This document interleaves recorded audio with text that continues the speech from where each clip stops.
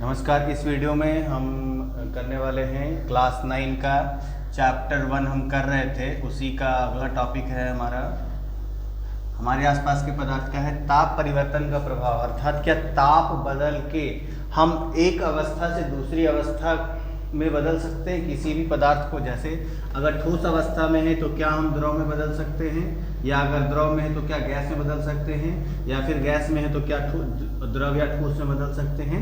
तो ये है हमारा ताप परिवर्तन का प्रभाव। तो बिल्कुल बदल सकते हैं। जैसे हम जानते हैं, सबसे पहले देखते हैं ठोस के बारे में और ठोस से द्रव बनने के बारे में। जैसे कोई एक बर्तन है, उसमें कोई ठोस पदार्थ है, तो उसमें क्या होगा कि एक कण दूसरे अपने कण से बहुत ही मजबूती से जुड़े हुए रहते हैं। आकर्षण बल उनके बीच सबसे अधिक होता है। ठोस द्रव एवं गैस में ठोस में सबसे अधिक होता है। तो जैसे ही इसका तापमान बढ़ाया जाता है, इसकी गतिज ऊर्जा बढ़ती है। हम जानते हैं कि गतिज ऊर्जा का फॉर्मूला क्या होता है, 12mv²। यहाँ पे v क्या है, आपका गति है, m क्या है, द्रव्यमान है। यह समानुपाती है किसके, तापमान के। यानी कि तापमान बढ़ने पर हमारा सीधा सीधा बढ़ता है गतिज ऊर्जा। ठीक है। और जैसे जैसे अब इसको अगर हम ये ऐसा भी लिख सकते हैं, क्योंकि यहाँ पे द्रव्यमान किसी पदार्थ के लिए फिक्स रहता है, ये 1/2 तो कांस्टेंट है, तो v² हो गया डायरेक्टली प्रोपोर्शनल किसके, t के। अर्थात v हमारा आ रहा है वर्गमूल ऑफ t। यानी कि जैसे जैसे तापमान बढ़ेगा तो वेलोसिटी क्या हो जाएगी और उसके स्क्वायर के रूप में बदलेगी। जैसे t directly proportional to v²। यानी कि अगर तापमान दोगुना कर देंगे तो गति कितनी गुनी हो जाएगी, 4 गुनी हो जाएगी। अर्थात जैसे ही तापमान इसका बढ़ा दिए, अभी था ठोस अवस्था में, तो ठोस अवस्था से हम बढ़ा के उसको लाना चाहते हैं द्रव अवस्था में। तो द्रव अवस्था में क्या होता है कि पदार्थ के कणों के बीच की जो दूरी है थोड़ी सी अधिक होती है ठोस की अपेक्षा। तो जब इसमें तापमान बढ़ाया जाएगा, यानी इसको ताप दिया जाएगा, तो गर्मी आएगी। गर्मी के कारण क्या होगा, ये पदार्थ के कण एक दूसरे से दूर जाना शुरू करेंगे, यानी कि गति करना शुरू कर देंगे। या जब गति करना शुरू कर देंगे तो एक दूसरे से दूर जाने का प्रयास करने लगेंगे। ठीक है। तो जब दूर जाने का प्रयास करने लगेंगे तो उन कणों के बीच की दूरी बढ़ जाएगी, और जैसे ही उनके कणों के बीच की दूरी बढ़ेगी, वो द्रव का जो अरेंजमेंट होता है, यानी कि द्रव की जो संरचना है, द्रव के पदार्थ के कण जितनी दूरी पर रहेंगे उतनी दूरी पर जब आ जाएंगे तो वो बदल जाएगा किस में, द्रव में बदल जाएगा। और इसी को हम कहते हैं संगलन। इस घटना को कहते हैं संगलन। संगलन नाम में ही है गलना, है ना, संगलन। अब जैसे ठोस है, जैसे पानी का एग्जांपल ले लेते हैं। हमारे घर में जैसे अभी गर्मी के दिनों में लोग फ्रीजर में बर्फ जमाते हैं। जैसे बर्फ है, अगर मान लिया -5 डिग्री सेल्सियस, ठीक है, और हम जानते हैं कि 0 डिग्री सेल्सियस पे क्या होता है, बर्फ गलना शुरू कर देता है ना। तो जब 5 डिग्री सेल्सियस से उसका तापमान हम बढ़ाते बढ़ाते ले गए 0 डिग्री सेल्सियस पे। अब 0 डिग्री सेल्सियस पे क्या होता है कि तुरंत वह पूरा का पूरा द्रव में नहीं बदलता और तुरंत तापमान भी नहीं बढ़ता। जैसे 0 डिग्री सेल्सियस पर क्या होगा कि ठोस द्रव में जब बदलना शुरू होगा, यानी कि जो बर्फ है वो पानी में बदलना शुरू करेगा, धीरे धीरे वो पानी में बदलना शुरू करेगा। और तब तक उसका तापमान नहीं बढ़ेगा जब तक पूरा का पूरा बर्फ पूरा का पूरा पानी में ना बदल जाए। तो इस दौरान क्या हो रहा है, हीट तो दे रहे हैं, यानी तापमान उसको दिया जा रहा है, सॉरी मतलब उसको हीट तो दिया जा रहा है, यानी उसको गर्माहट दिया जा रहा है, लेकिन उसका तापमान बढ़ नहीं रहा है। तो ऐसी उष्मा का क्या मतलब, उष्मा तो जा रही है लेकिन तापमान में वृद्धि नहीं हो रही है। तो ये उष्मा जा कहाँ रही है, जब तापमान वृद्धि हो, ये उष्मा इसमें काम आ रही है। यही उष्मा क्या दे रही है, इसको गति दे रही है, जो कि ठोस से द्रव में बदला जा रहा है ना। तो इसीलिए यहाँ पर क्या हो रहा है, ठोस से वो वापस द्रव में बदल जा रही है, और इसी उष्मा को कहते हैं गुप्त उष्मा, है ना। अच्छा, अब क्या है, 0 डिग्री सेल्सियस क्या होता है कि 0 डिग्री सेल्सियस पे ठोस बन रहा है द्रव में, यानी कि ठोस क्या हो रहा है, गल रहा है। पानी की ठोस की, यानी कि बर्फ की बात कर रहे हैं, हर एक पदार्थ के लिए अलग अलग हो सकता है। तो जब पानी की हम बात कर रहे हैं, यानी कि बर्फ की बात कर रहे हैं, तो 0 डिग्री सेल्सियस पर यह गल रहा है, तो यह 0 डिग्री सेल्सियस पानी का कहलाएगा गलनांक। गल रहा है, तो इसीलिए कहला जाएगा क्या, गलना। ठीक है। अच्छा, अब आता है एक और चीज जो बहुत इंपॉर्टेंट है, वो आता है कि आपका जैसे ये है केल्विन स्केल है। ठीक है, तो केल्विन स्केल सेल्सियस से 273.15 अधिक होता है। जैसे ये 0 डिग्री सेल्सियस है, तो यानी कि इसको अगर हम केल्विन में बदलेंगे तो आ जाएगा 273.15 केल्विन। अब जैसे और जैसे अगर हम यहाँ पर ये करना चाहते हैं, जैसे कि इसको कम करते जाएं तो इसमें 273 जोड़ते जाएंगे। जैसे -5 है तो इसमें हो जाएगा 273 जोड़िएगा तो 268 आ जाएगा, 268.15। तो इस तरह से घटाते घटाते कभी ना कभी ये 0 केल्विन तक पहुंचेगा। तापमान कभी अगर हम किसी का घटाना शुरू कर दें तो तापमान उसका कहाँ तक पहुंचेगा, 0 केल्विन तक आ जाएगा, यानी कि -273 डिग्री सेल्सियस तक पहुंच जाएगा उसका तापमान, है ना।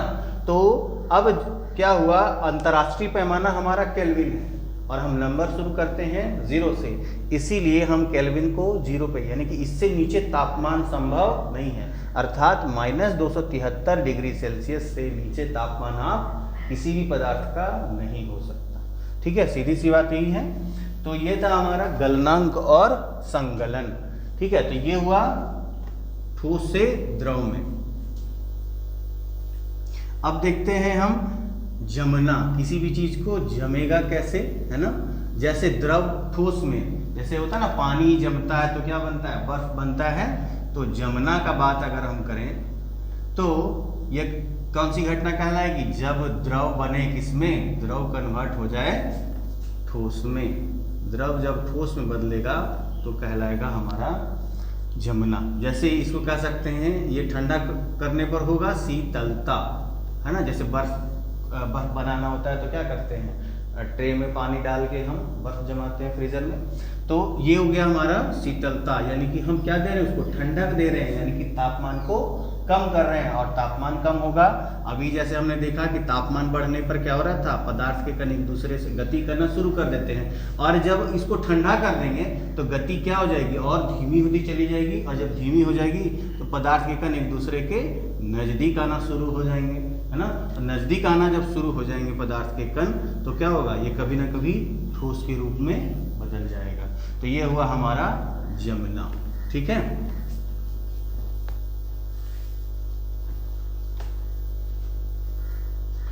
अच्छा, अगला आता है कि वाष्पीकरण। वाष्पीकरण क्या होता है, जब हम द्रव को गैस में बदलें, द्रव गैस में बदलेगा तो क्या कहलाएगा, वह वाष्पीकरण कहलाएगा। यानी कि जैसे पानी की अगर बात करें तो पानी जब 100 डिग्री सेल्सियस पे जाता है तो क्या होता है, वो उबलने लगता है, यानी कि भाप देना शुरू कर देता है। तो ये कहलाएगी, ये घटना कहलाएगी वाष्पीकरण, है ना। जैसे हो गया द्रव से ठोस। अच्छा, संगलन क्या होगी, संगलन ठोस से द्रव की घटना को कहते हैं संगलन। ठीक है। अच्छा, अब आता है संघनन। संघनन जस्ट उल्टा है इसका, किसका, वाष्पीकरण का। जैसे संगलन का उल्टा हो गया जमना, तो वाष्पीकरण का उल्टा हो जाएगा संघनन, यानी कि गैस बदल रहा है किसमें, गैस बदल रहा है द्रव में। संघनन, जैसे बारिश होती है तो संघनन के कारण ही होती है, क्योंकि वो बादल जो रहते हैं, जैसे कि पहले होता है वाष्पीकरण। जल चक्र में क्या होता है, पहले वाष्पीकरण होता है, तालाब का, पोखर का, कुआं का पानी सूख जाता है गर्मी के दिनों में, क्योंकि उसको खींच लेता है क्या, बादल, सूर्य का प्रकाश, बहुत गर्मी रहती है तो पानी वाष्प बन के उड़ जाता है। वाष्पीकरण के बारे में भी हम देखेंगे इसी चैप्टर में। ठीक है, तो वाष्पीकरण के कारण क्या होता है कि पानी वाष्प बन के कण छोटे छोटे कणों में बदल जाता है, और वो कण धीरे धीरे क्या हो जाते हैं, द्रव के रूप में वापस परिवर्तित हो जाते हैं और बारिश करते हैं। तो संघनन के कारण क्या होती है, बारिश होती है। तो अगला देखते हैं ऊर्ध्वपातन। अब ऊर्ध्वपातन क्या है, ऊर्ध्वपातन जैसे ठोस से सीधा द्रव, यानी ठोस से सीधा गैस में, यानी कि जैसे ठोस के बाद तो बनना चाहिए था इसको द्रव, लेकिन बन गया सीधा गैस, तो ये घटना कहलाती है ऊर्ध्वपातन। जैसे नेफ्थलीन की गोली जो होती है, जैसे कि क्या होता है कि वाइट कलर की गोली होती है जो घरों में लगा, घर कपड़ों वगैरह में, जैसे कपड़े खराब ना हो, बहुत दिन के रखे हुए, पुराने महक ना आए, इसके लिए हम क्या करते हैं, नैफ्थलीन की गोली यूज करते हैं, वो क्या रहती है, ठोस गोली रहती है। अब ठोस गोली को क्या करते हैं, हम कपड़ों के बीच में लगा देते हैं और कुछ दिन के बाद साल 6 महीने के बाद आप देखते हैं कि वो गोली या तो छोटी हो जाएगी या तो गायब ही हो जाती है। तो यानी कि वो ठोस था पहले और बदल गया किसमें, गैस में। तो ये घटना कहलाएगी क्या, ऊर्ध्वपातन। उसी तरह का एक और उदाहरण है आपका कपूर। पूजा करते समय हम अगर कपूर जलाते हैं तो कपूर क्या होता है, जलता है, उसके बाद सीधा उड़ जाता है। तो इसका मतलब क्या होता है कि ठोस से सीधा गैस बन गया। और अगर कपूर को आप खुला छोड़ दें, जलाएं नहीं, तभी क्या होगा, धीरे धीरे कपूर उड़ जाता है ना।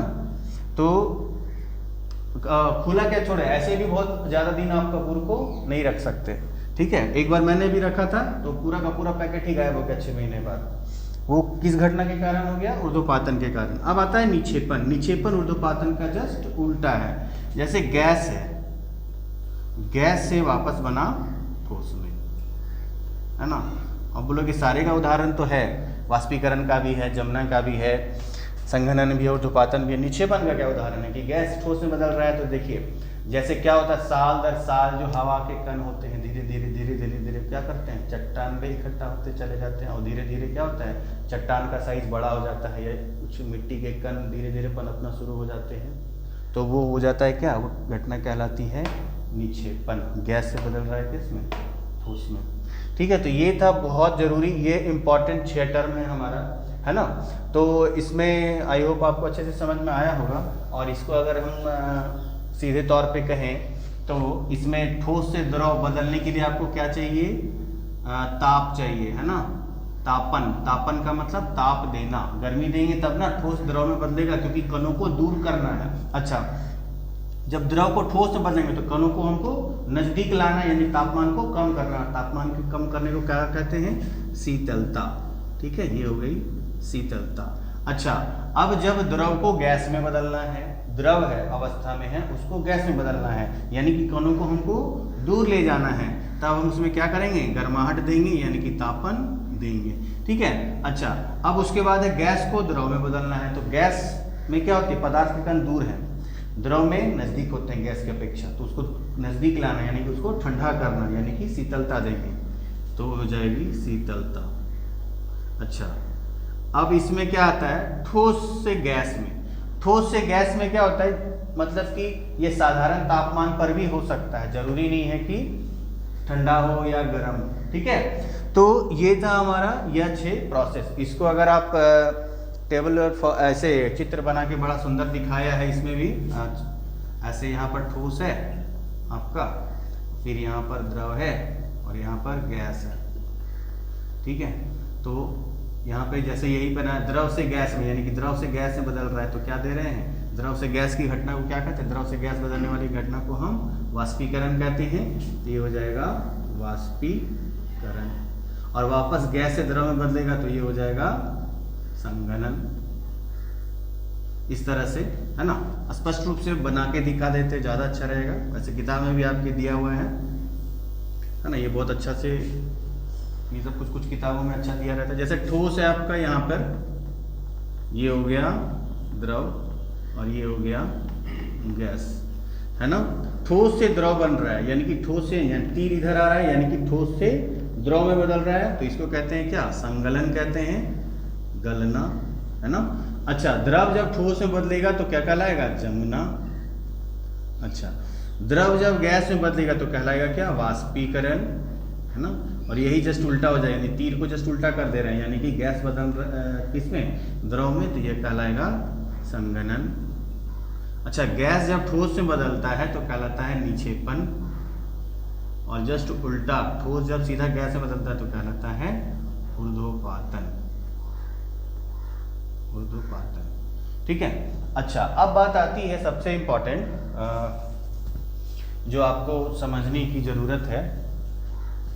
ऊर्ध्वपातन क्या कपूर में ही हो सकता है क्या, हम बर्फ का टुकड़ा है उसको सीधा वाष्प में नहीं बदल सकते, पानी में बदलना जरूरी है। ये सवाल बहुतों के मन में होगा, तो उसको भी क्लियर करते हैं, ठीक है। जैसे एक ग्राफ आता है हमारा, सारे पदार्थ के लिए वो ग्राफ आता है, ये आपका आउट ऑफ सिलेबस है, सिलेबस में नहीं, लेकिन ये समझने के लिए आपको जानना आवश्यक है। जैसे यहाँ पर एक ताप नहीं, दाब, दाब है यहाँ पर। ऑफलाइन के बच्चों को भी मैंने ये सब सिखाया है, क्योंकि ये सब किताब में नहीं, आपका सिलेबस में नहीं है, लेकिन जानना आवश्यक है ना। जैसे आपको कोई पूछ दिया, जनरल होता ना कि कोई पूछा कि ऊर्ध्वपातन क्या है, आप बता दिए ऊर्ध्वपातन ठोस से सीधा गैस में द्रव में बदले बिना सीधा गैस में, वो हम कहते हैं ऊर्ध्वपातन। जैसे कपूर का जलना, लंतारीर की गोली का गायब हो जाना, हवा में उड़ जाना। तो क्या अब अगर वो सवाल अगर कर दे कि क्या दूसरे पदार्थ में ऊर्ध्वपातन नहीं हो सकता, तो बिल्कुल हो सकता है। देखिए क्या होता है, किसी भी ये के लिए, किसी भी पदार्थ के लिए दाब और ताप का जो ग्राफ होता है कुछ इस तरीके से आता है ना। ये एक पॉइंट होता है, ये हमारा है ठोस, ये है गैस और ये है द्रव। ये तीन अवस्थाएं हैं। ये बीच में जो बिंदु दिख रहा है इसे कहते हैं हम त्रिक बिंदु।